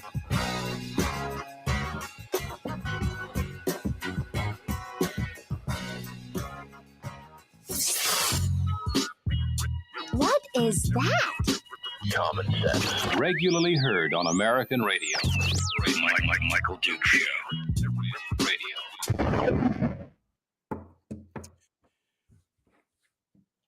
Mike Showers, our guest here on the program. No, I mean it's amazing to think that this is the backbone to power projection.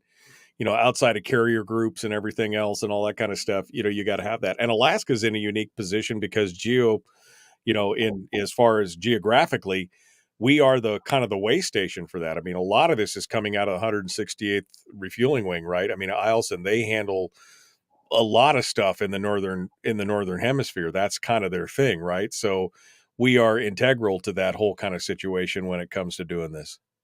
Yeah, and like I said, Mike, we don't have relatively that many tankers anymore as we're losing numbers, and it doesn't matter. I mean, we call it you're being drugged by. I've been drugged by tankers many times, right? Where you have your fighter package, it's going up, and off we go, and those guys drag us across the Pacific. I've been dragged across all over the world, obviously, but without those guys, we couldn't make it. You can't hop far enough down the Aleutian chain to get into Asia without the tankers. You can't make it across the Atlantic. We might be able to hop, I think you could go to like Greenland, Iceland, and then into Europe if you had, but you're going to lose aircraft along the way. They're going to break. Things happen. You string yourself out. So it's just, tankers have become, like I said, really, I don't even look at it as tactical or operational to strategic, kind of the 3 levels of the continuum when you're talking about it. They are a strategic asset. They're just like having nuclear missiles in silos or submarines, et cetera. Or nuclear armed bombers. They're a part of that triad. Without them, we lack a significant capability. And frankly, when you really look at it again in military parlance and go back and see it, tankers have been one of the things that have differentiated the United States from just about everybody else. We're the only country in the world still. Others have very limited ability, but we're the ones that have had massive tanker ability. We started this long time ago, not long after World War II, with propeller aircraft actually. And doing this, and it was something that was a game changer. And other countries are kind of limited in their little sphere of influence, and then you got to get your aircraft somewhere and then try to operate. But we've been able to project that power across the planet. Doing that with B-2s, for example. You have B-2s flying 40+ hour missions. Well, they can't do that without tankers, right? To get where they're going. So they are a strategic asset that are very, very important. Always have been. The 46 is supposed to have higher capabilities than the 135. Is that an order of magnitude different? Is it doubling? Could half the number of 46s do the same job as 135s, or is it fractional? What do you know on that? You still have to have numbers, and I'll put it to you this way. So let's say you had let's say a KC-46 had twice the fuel that a KC-135 did to offload, and it was going to drag, let's say 6 fighters, whatever. Pick a number because it depends on how far you're going, where you're going. All kinds of different factors are into it. But if it had twice the amount of fuel, you still have to refuel all of those fighters. And so it becomes really critical when you think of the war, right? I've been in places like Iraq and Serbia, et cetera, where you have massive packages, right? Hundreds of aircraft flying, and you got the tankers all lined up and all the aircraft come in. If you had, say, 10 KC-46s doing the mission of, say, 20 or 25 or 30 KC-135s, you can't do it. And you go, well, Mike, they carry just as much gas. It's irrelevant because you have to cycle all those aircraft across those tankers to get them to fuel, to top them off, to get them in country. If you have to wait for those size strike packages to get all of their fuel, by the time the people at the back of the line get their fuel and the people at the front of the line have been waiting for an hour to get you're starting over again. You can't get there with the numbers, and it takes too long. So you're burning fuel, takes a certain amount of time. It's back to, you need the numbers of aircraft to replace them, not necessarily one for one, because on just a deployment, one could do the mission of maybe 2 of just taking like 4 or 6 fighters, for example. It might get them there, maybe. You also have the other thing you got to factor in, Mike, about maintenance and breakdowns. You still have to have those aircraft be checked. They still have maintenance issues. They still break down. Well, what if you only bought 200 KC-46s to replace those 700, really, right? Almost KC-135s. Well, what if, let's say any average day we have an FMC rate is called mission capable of 80%, 85% with a tanker. Well, that means 15% of your aircraft aren't working. They're either down for long-term checks, they've got maintenance issues, they're broken, and then all of a sudden you lose a few more because they break, something happens, whatever. Well, now you don't have spares. The concept in the military, we always need more stuff because you have spares, right? Because things break. Well, what happens if you don't have enough spares? Well, you just lost X percentage of the force you're trying to move or mission capability for the actual mission because you don't have enough aircraft to throw at the problem. And now you lose X part of your strike package. So this has ripple effects across this. We could talk about this for an hour, a full hour, of just the implications of not having enough tankers to replace the ones that you're losing and what they do. It's a big deal.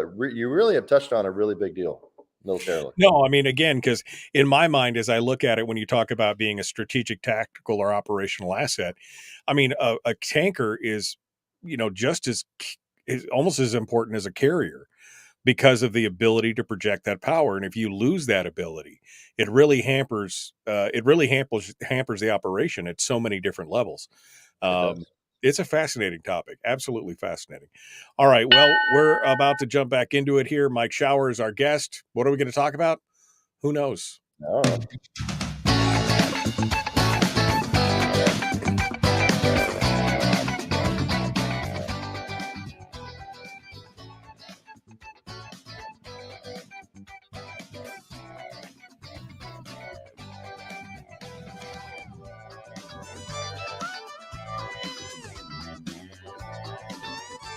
All right. Welcome back to the program. One final segment of the show today. We're talking with State Senator Mike Shower. Did our politics. We talked about a little bit of aerial warfare stuff and kind of planning on the whole tanker fleet problem and everything else. Mike, what else do you want to talk about today? I mean, I've enjoyed this conversation. To me, this is a fascinating conversation when we're talking about, air defense and what's going on with the military and the tanker problems and everything else. But I want to give you a chance to just kind of chat up whatever. If you want to continue that, you can, or you want to talk about the whole F-35 thing is interesting to me because there's a program that was fraught with issues. Still is fraught with issues. Became very expensive. And I mean, in your mind, you just mentioned it, that these things are almost as expensive as F-22s and still not as capable. I mean, they're good aircraft, but they're not as capable as the F-22. Should we have just continued to pump out F-22s? Would have that been the better option in your mind? To an extent, but there was still never going to be, based on costs and how the program played out, there wasn't going to be a Navy version. The Marines probably weren't going to buy it. So it still became really an Air Force-centric aircraft.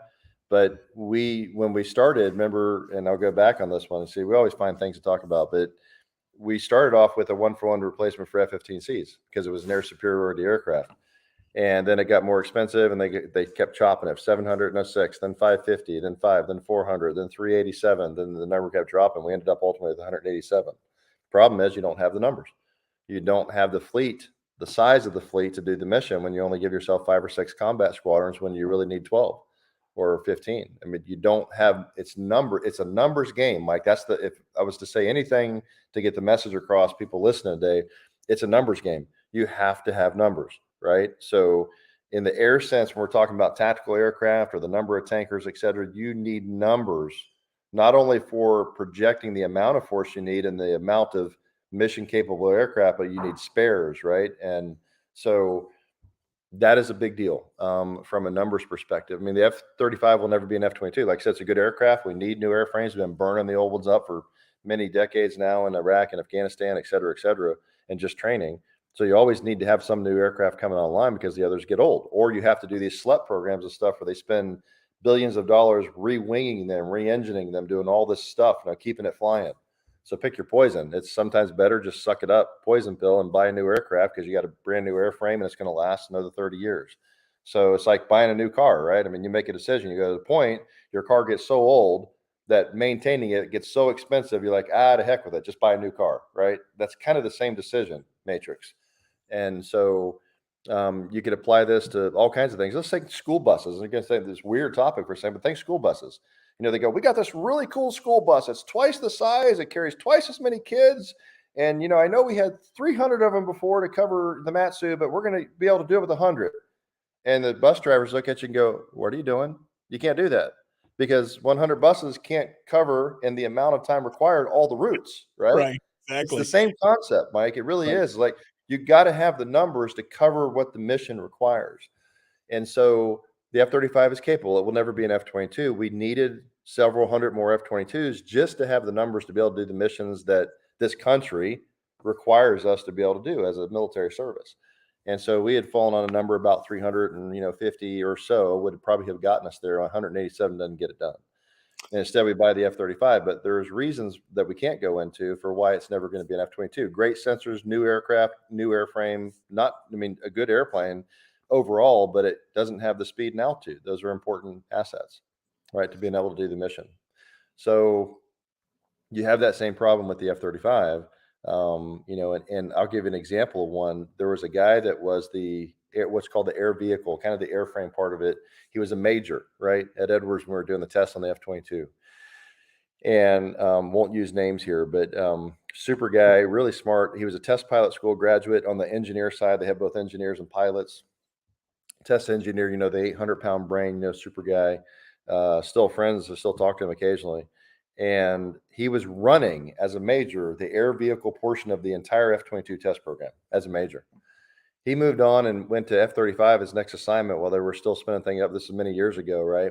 And I saw him one time and I said, how's it going, man? He's like, oh, it's going okay. He's like, well, we start talking. He's like, yeah, I'm in the air vehicle division. I'm like, oh, you're running that for the F-35? He's like, are you kidding? And he was now a lieutenant colonel, right? He wasn't a major. He's like, are you kidding me, Dozer? He's like, there are, I think it was 67, he said, colonels and above in just the air vehicle portion of the program of the F-35 program, where one major was running it for the entire F-22. You had 67 colonels and above in just the air vehicle portion of the F-35 program.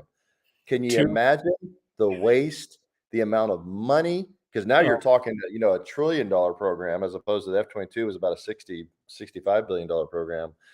And the amount of bureaucracy, the infighting, you had all three service branches, Marine, Navy, Air Force, with different versions of the airplane. You had foreign countries that were in the middle of this. He's like, it was a nightmare trying to make this thing work. And so, the only thing, in my opinion, well, not the only thing, but a thing we screwed up with the F-22 was, I believe we should have sold it to both Israel and Japan. There were options to do that. You can obviously detool certain parts of the aircraft. You don't give them, they're going to get the basic stealth and the engines and all that. But those were two countries strategically as allies that it would have been a helpful platform to provide. And here's the real key for us, right? Because you're looking for our own interest. It's a hedge against other big countries in Asia, for example, without naming names. And it's also a hedge for things that are happening in the Middle East. But Right. for us, what it would have done, Mike, it would have allowed the production line to stay open if we would have sold 4 or 5 or 6 squadrons worth of F-22s to those countries. I testified to Congress that they should do this, and they shut it down for various reasons. But what it, like I said, it would have stretched the program out where the Air Force would have been able to buy more and budget Right. for them. And when they 'Cause it shut was that it down, we was were still essentially in done.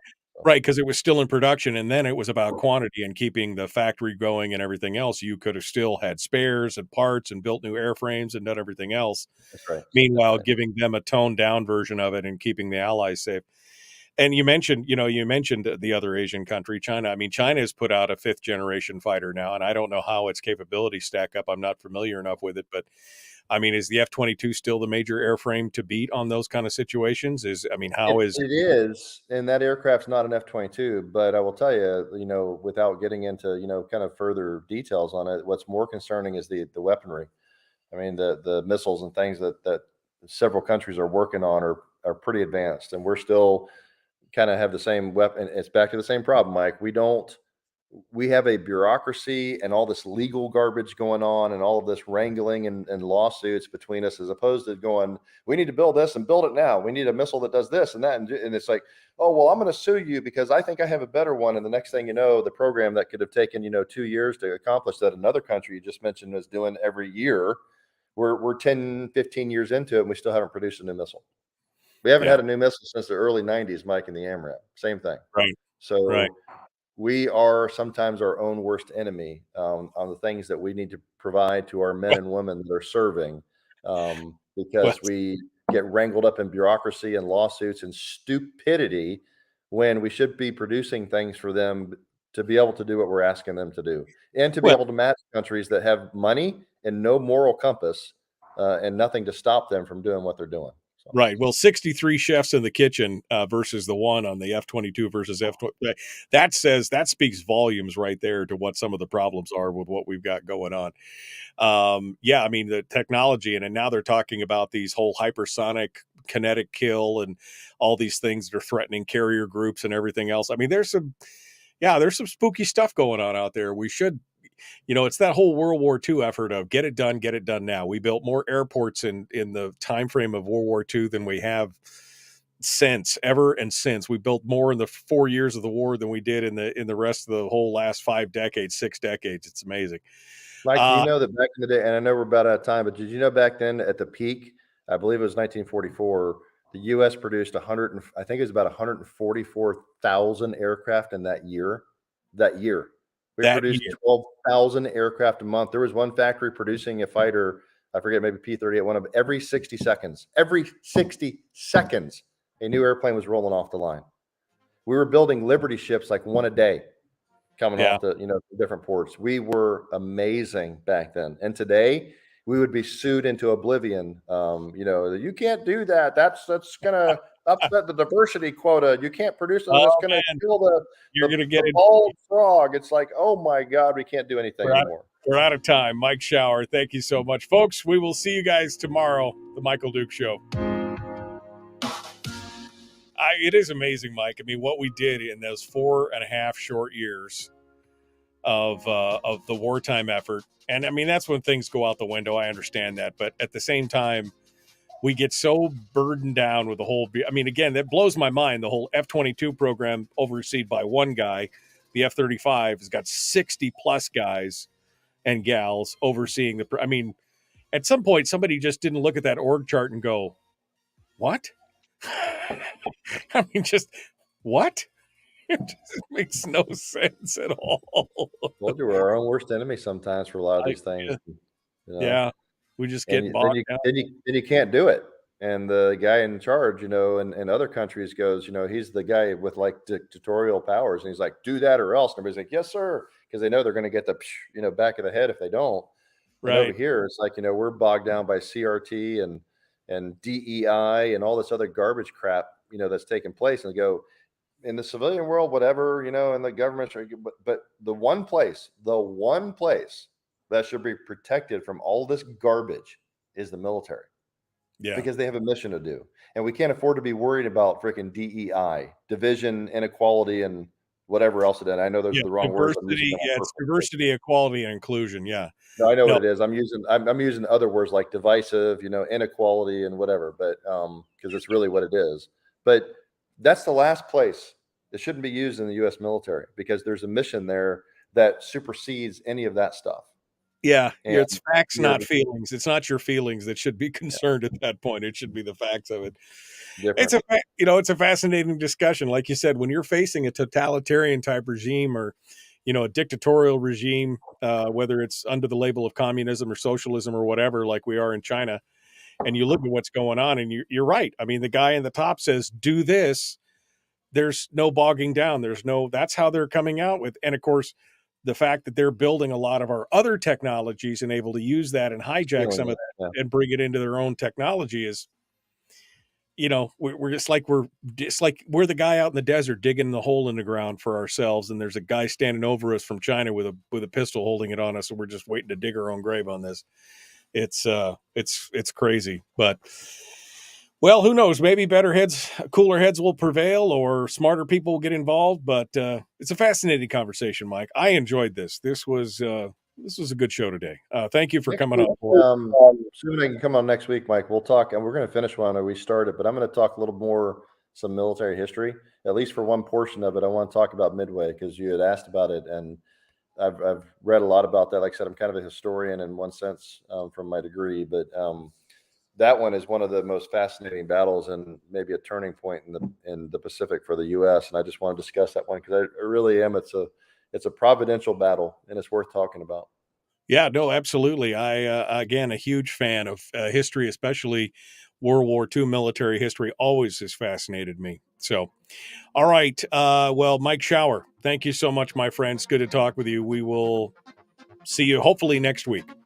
Good luck. See ya. All right. See you later. The Michael Duke Show continues tomorrow, my friends. Appreciate you guys coming in and joining us. We will see you then.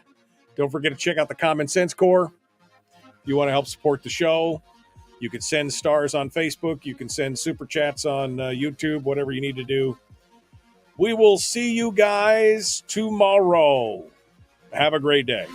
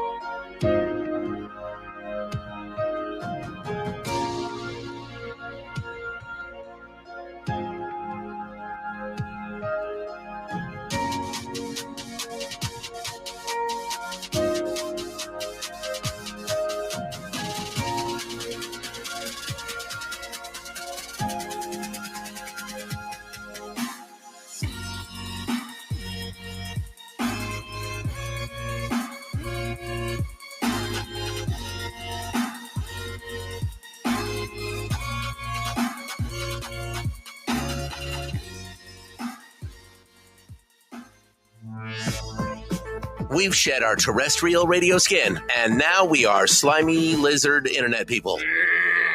It's the Michael Duke Show.